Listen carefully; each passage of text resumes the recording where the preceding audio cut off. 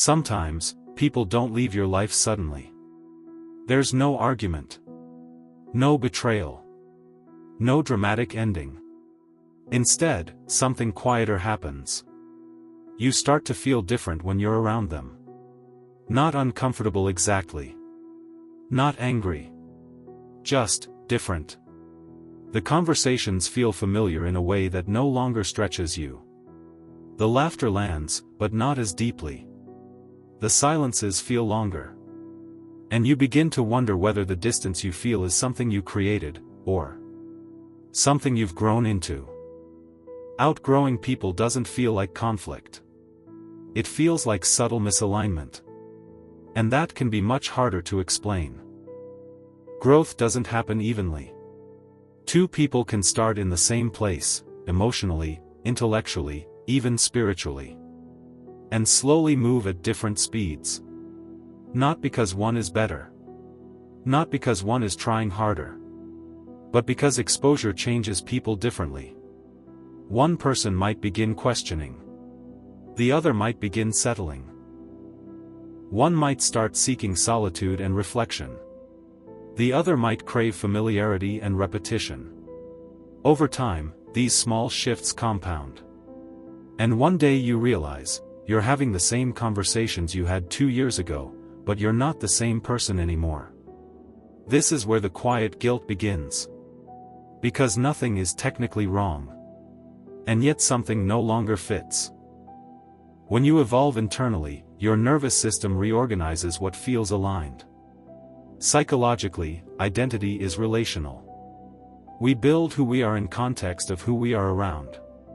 If you change deeply, your priorities, your worldview, your boundaries, the old relational patterns may feel restrictive. Not because the other person is limiting you, but because the dynamic was built for an earlier version of you. Many people confuse this discomfort with arrogance. They tell themselves, I think I'm better than them. I'm abandoning them. I'm ungrateful. But outgrowing isn't superiority. It's reorientation. Your mind recalibrates what feels expansive. And what once felt expansive may begin to feel small. That doesn't invalidate the history. It simply acknowledges movement. Outgrowing someone carries a peculiar grief. It isn't clean. It isn't dramatic. It has no ritual.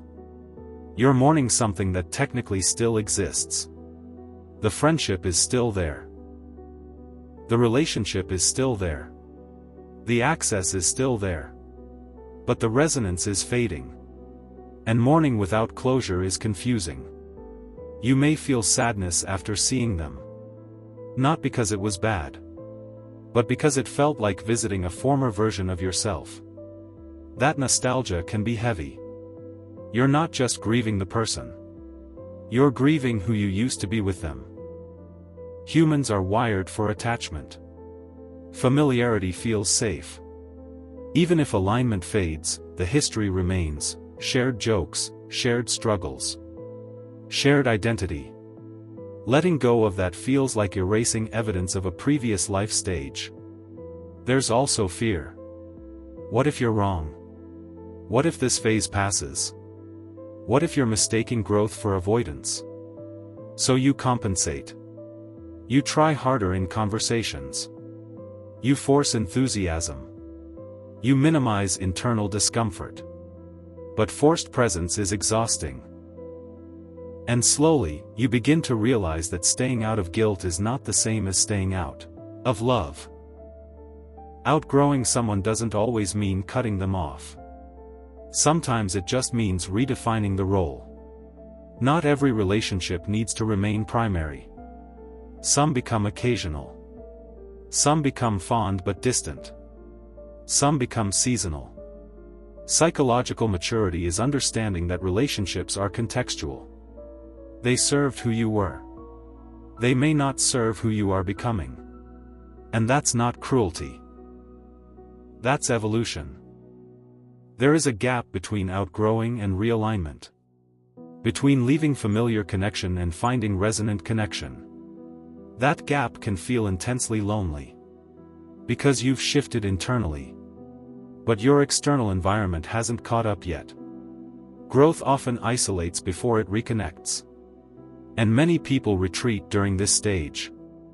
Not because they regret growth, but because isolation is uncomfortable. Yet this is the threshold. The period where you are becoming someone new.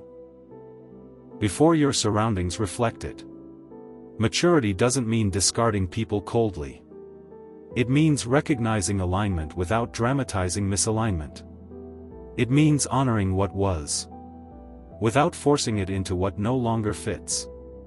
It means being honest internally, even if externally you move gently. Sometimes outgrowing someone simply means loving them differently. Without resentment. Without superiority. Without performance. Just clarity. Not all distance is failure. Some distance is growth.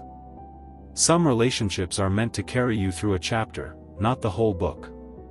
If you feel yourself drifting, before you judge it, before you label yourself ungrateful or cold, ask quietly, have I grown? Or have I betrayed something? The answers feel different in the body. And if it is growth, let it be gentle. Let it be quiet. Not every separation needs a sound. Sometimes evolution looks like walking forward, without turning it into a scene. And that, too, is okay.